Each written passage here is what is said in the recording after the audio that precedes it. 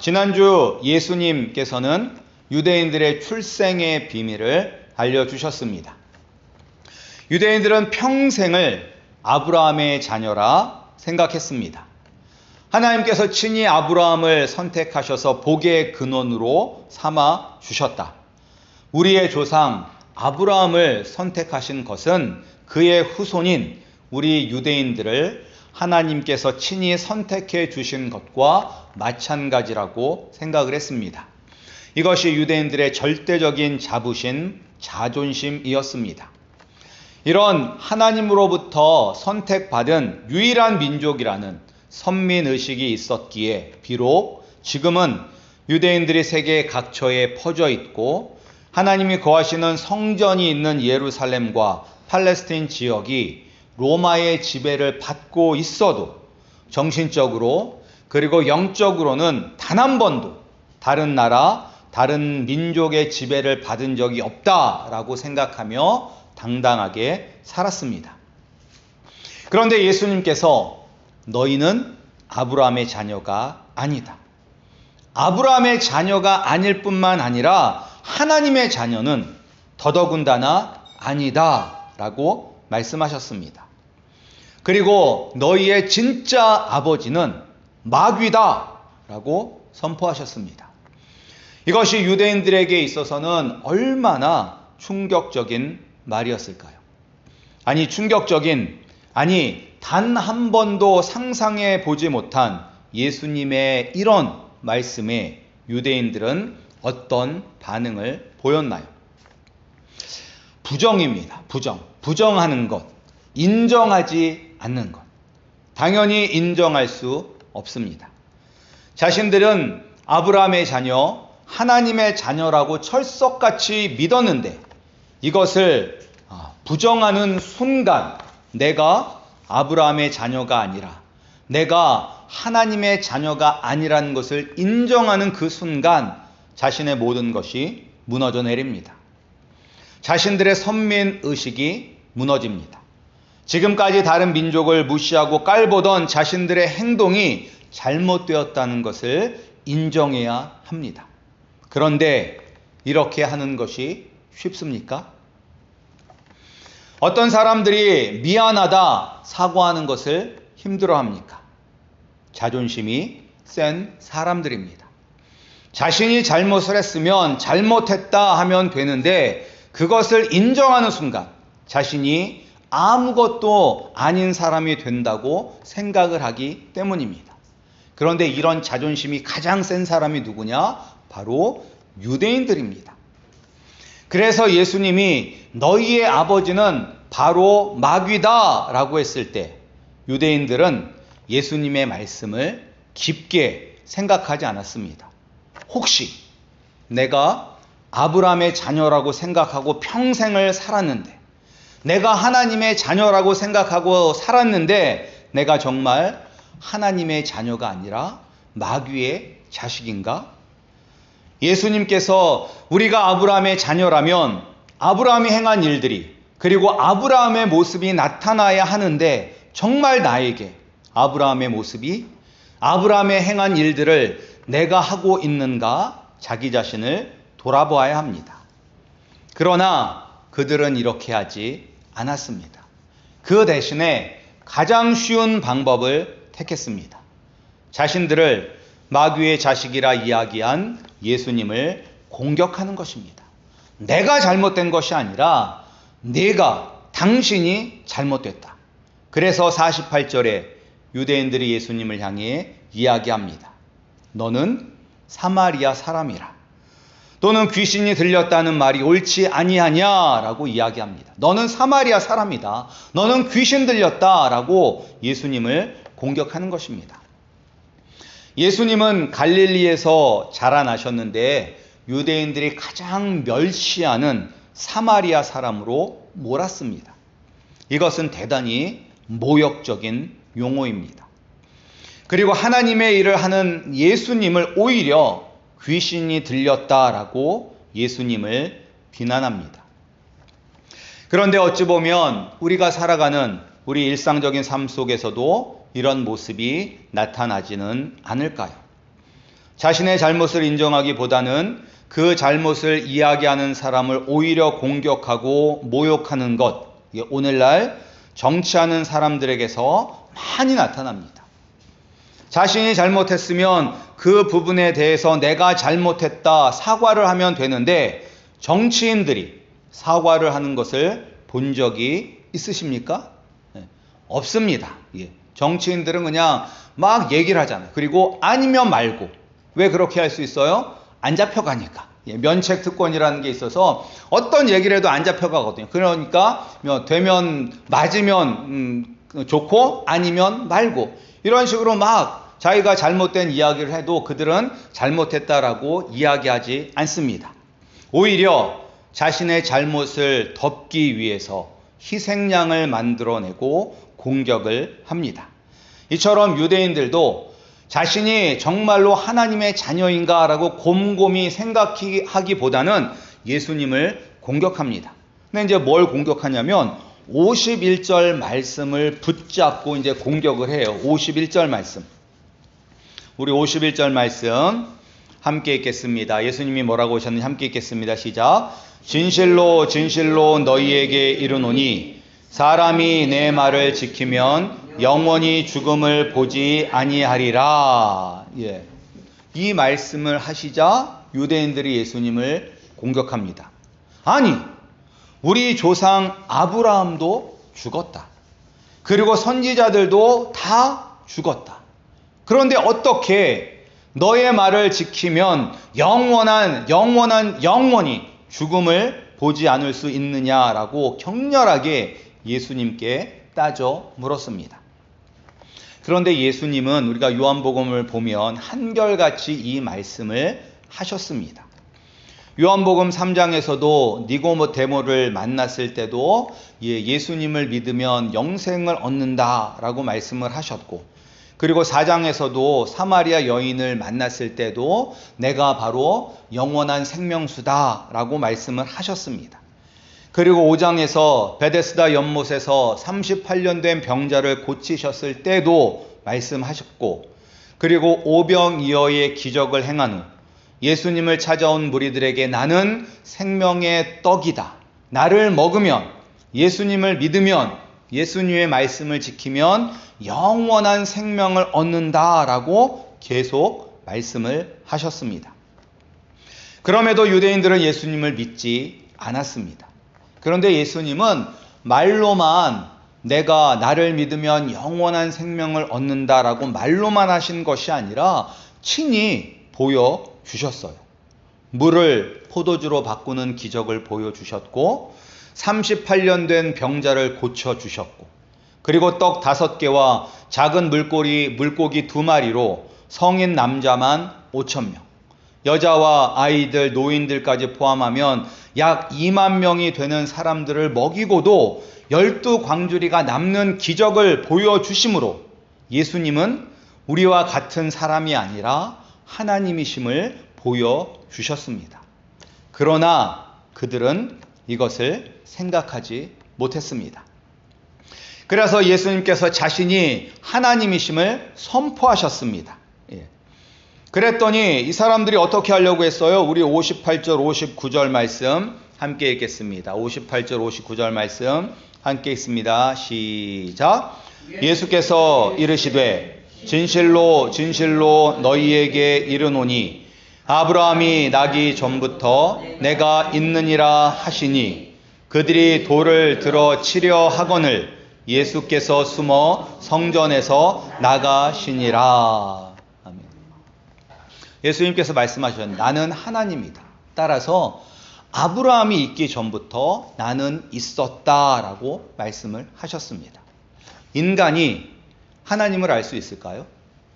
인간이 만약에 우리의 이성과 우리의 생각과 우리의 경험을 통해서 하나님을 알 수 있다면 그 하나님은 우리보다 조금 더 수준이 높은 하나님일 것입니다. 그러나 천지를 창조하시고 이 세상을 자기의 뜻대로 움직이시는 하나님을 우리 같은 벌레만도 못한 우리가 하나님을 알 수 있을까요? 알 수 없습니다. 하나님께서 친히 자신을 우리에게 보여주실 때만이 우리가 하나님을 알 수 있는 것입니다. 따라서 하나님은 친히 보여주시고 말씀하셨어요. 내가 바로 하나님이다. 그렇더니 이들은 예수님, 하나님이신 예수님을 향해 돌을 집어 들어 던져서 예수님을 죽이려고 하였습니다. 이 말씀을 통해서 우리가 생각해 보고자 하는 것 두 가지가 있습니다. 먼저 하나님이신 예수님도 핍박을 받으셨다는 것입니다. 하나님인 예수님도 사람들이 돌을 들어 집어 던져 죽이려고 했습니다. 이 말은 예수님을 믿는 우리들도 핍박을 받을 수 있다는 것을 알아야 합니다. 우리가 진정으로 예수님을 믿는다는 것은 예수님의 말씀을 지키며 사는 것을 의미합니다. 예수님을 믿고 예수님의 말씀을 따라 살면 우리는 반드시 어려움을 겪게 됩니다. 왜냐하면 우리는 어둠에 속한 사람이 아니라 빛에 속한 사람들이기 때문입니다. 예수님은 말씀하십니다. 세상은 어둠이고 너희는 빛이다. 빛이 드러나면 어둠은 물러가게 됩니다.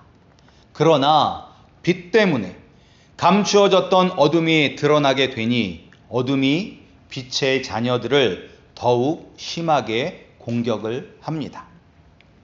지금은 이런 일들이 없지만 옛날이라고 해봤자 한 30년 전이겠죠? 옛날에는 예수님을 믿게 되면 특별히 이제 여자가 예수님을 믿게 되면 걸리는 문제가 있었습니다. 그것은 무엇이냐? 제사 문제입니다. 제사. 그러니까 저희 아버지는 막내셨기 때문에, 그리고 저희는 예수님을 유일하게 예수님을 믿었어요. 예수님을 믿었기 때문에 제사를 드리지는 않았습니다. 그러나 제삿날 이제 찾아는 가죠. 큰 집에.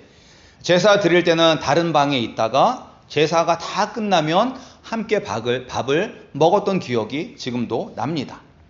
그런데 만약에 제사를 드려야 하는 장손의 아내가 예수님을 믿게 되어 제사는 우상이니 제사를 드릴 수 없다라고 하면 어떤 일이 벌어지게 될까요?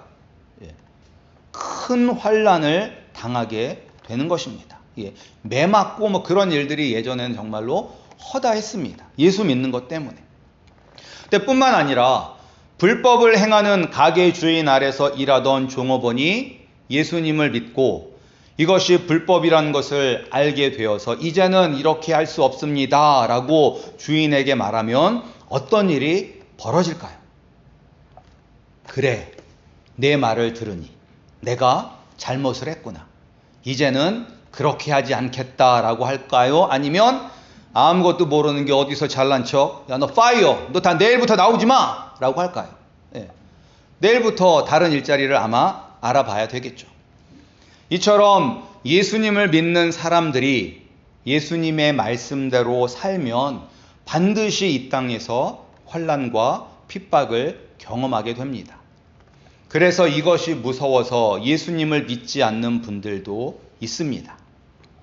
하지만 예수님은 누구를 위해서 이 땅에 오셨습니까?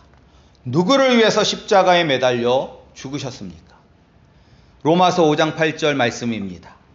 우리가 아직 죄인 되었을 때에 그리스도께서 우리를 위하여 죽으심으로 하나님께서 우리에 대한 자기의 사랑을 확증하셨느니라.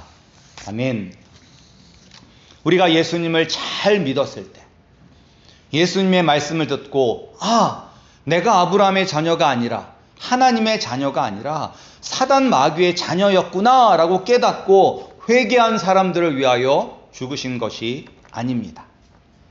우리가 하나님을 대적하고 유대인들처럼 빛이 우리를 비추자 우리의 추악한 모습이 나타나 그 모습을 감추기 위해서 예수님을 향해 돌을 집어들고 하나님이신 예수님을 향해 던지려 했던 그 죄인이었을 때 예수님은 우리를 위해 죽으셨습니다. 바로 우리를 사랑하신다는 것을 보여주시기 위해서였습니다. 이 세상에 하나님의 은혜와 사랑을 받을 만한 자격이 있는 사람은 없습니다. 이 세상의 그 누구도 하나님의 은혜와 사랑을 받을 만한 자격이 있는 사람은 없습니다. 이 세상에서는 서로 네가 더 나쁜 놈이다 라고 하면서 치고받고 싸우지만 하나님이 보시기에는 다 죽어 마땅한 죄인들입니다. 이런 죄인을 위해 예수님이 죽으심으로 우리를 향한 하나님의 사랑을 분명하게 보여주셨습니다. 따라서 우리가 정말로 예수님을 믿는 사람들이라면, 정말로 예수님의 말씀을 따라 사는 사람들이라면 우리도 사랑해야 합니다. 예수님처럼 우리도 이웃을 이해하고 사랑해야 합니다. 자신을 향해 비난하고 사마리아 사람이다 라고 하는 것은 너는 부도덕하게 태어난 음란한 사람이야 라고 서슴없이 인신공격을 하는 것입니다. 이런 사람들을 위해서 예수님은 이 땅에 오셨고 이런 사람을 구원하여 영원한 생명을 주시기 위하여 십자가에 못 박혀 죽으셨습니다. 따라서 우리도 내가 정말로 예수님을 믿는 사람이라면 예수님처럼 행동해야 합니다. 내가 예수님의 빛으로 어둠을 밝히는 것 때문에 어둠의 노예가 된 사람들을 통해 우리를 핍박하고 공격해도 그들을 사랑하는 마음을 가져야 합니다. 그들을 불쌍히 여기는 마음을 가져야 합니다. 여전히 사단 마귀의 자식의 노릇을 하는 그들을 불쌍히 여기는 마음이 있어야 합니다. 그들이 자신이 어디에 속해 있는지 알고 그 어둠 속에서 예수님을 믿고 빛 가운데로 나오기를 위해 간절히 기도해야 합니다. 우리 성도님들은 예수님을 온전히 믿어 예수님처럼 어둠에 속한 사람들을 불쌍히 여기시고 그들을 사랑할 수 있는 참 성도가 되시기를 소원합니다. 그리고 우리가 예수님을 믿으면 예수님처럼 핍박을 받을 수 있다는 것도 알아야 하지만 우리가 하나님이신 예수님께 돌을 던지는 사람이 돼서는 안 됩니다.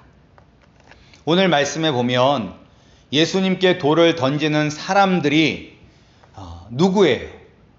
바리새인들입니다. 특별히 누가 이런 것을 주도하고 있냐면 유대인들 중에서 바리새인들과 대제사장들입니다. 그러니까 일반 유대인들에게 가장 영향력을 미치는 사람들, 그리고 그 당시 그 사람들이 볼 때는 가장 신앙심이 있다라고 생각하는 사람들이에요. 근데 그런 바리새인들과 대제사장이 오늘날로 따지면 교회 안에서 중요한 역할을 하는 목사를 포함한 중직자들일 것입니다. 따라서 바리새인들과 대제사장들이 돌을 집어 예수님을 던지려고 했다는 것은 오늘날로 따지면 예수님을 믿고 예수님을 위해 교회에서 중요한 직분을 맡은 사람들이 오히려 예수님을 향해 돌을 집어 던지는 사람이 될 수 있다는 것입니다. 그리고 이것이 얼마나 무서운 일인지 우리는 알아야 합니다. 그리고 이렇게 예수님께 돌을 던지는 사람은 누구든지 될 수 있습니다. 사단 마귀는 항상 주님의 몸된 교회를 공격합니다. 사도행전 20장을 보면 이제 사도 바울이 에베소 장로들을 불러서 마지막 말을 전합니다. 그때 그가 전했던 마지막 말이 무엇이냐면, 내가 떠난 후에 사나운 이리가 너희에게 들어와서 그 양떼를 아끼지 아니하며 또한 너희 중에서도 제자들을 끌어 자기를 쫓게 하려고 어그러진 말을 하는 사람들이 일어날 줄을 내가 아노라 라고 에베소 교회 장로들에게 경고하였습니다. 여기서 사나운 일이, 제자들을 끌어 자기를 쫓게 하려고 어그러진 말을 하는 사람들은 다 교회의 중직자, 목사, 장로, 권사가 될 수 있습니다. 따라서 예수님을 위하여 일한다는 사람들이 오히려 예수님을 핍박하고 예수님을 죽이려 할 수 있다는 것입니다. 우리가 이런 사람이 되어서는 안 됩니다. 그런데 왜 유대인들은 예수님을 향해 돌을 던지려 했습니까? 바로 자신의 추악한 모습이 드러났기 때문입니다. 우리가 예수님을 믿어도 우리 실수할 수 있습니다. 우리가 예수님을 아무리 잘 믿어도 우리도 추악한 죄를 지을 수 있습니다. 그러나 중요한 것은 그것을 깨닫고 회개하며 예수님께서 돌아가야 하는 것입니다. 자신의 연약한 점이 드러났다고 해서 그것을 감추려 예수님을 향해 돌을 던지는 사람이 돼서는 안 됩니다. 내가 예수님을 향해 돌을 던질 수 있는 사람이 될 수 있다는 것을 깨닫고 나 자신을 항상 말씀에 비춰 보시는 우리 성도님들이 되시기를 소원합니다. 예수님은 자신을 향해 돌을 던지는 사람들을 불쌍히 여기고 사랑하셔서 그들을 위하여 기꺼이 죽으셨습니다. 따라서 우리도 예수님처럼 우리를 핍박하는 사람을 불쌍히 여길 수 있는 예수님의 마음을 품기를 소원합니다. 그리고 우리가 예수님께 돌을 던지는 어리석은 사람이 되지 않기를 주님의 이름으로 축복합니다.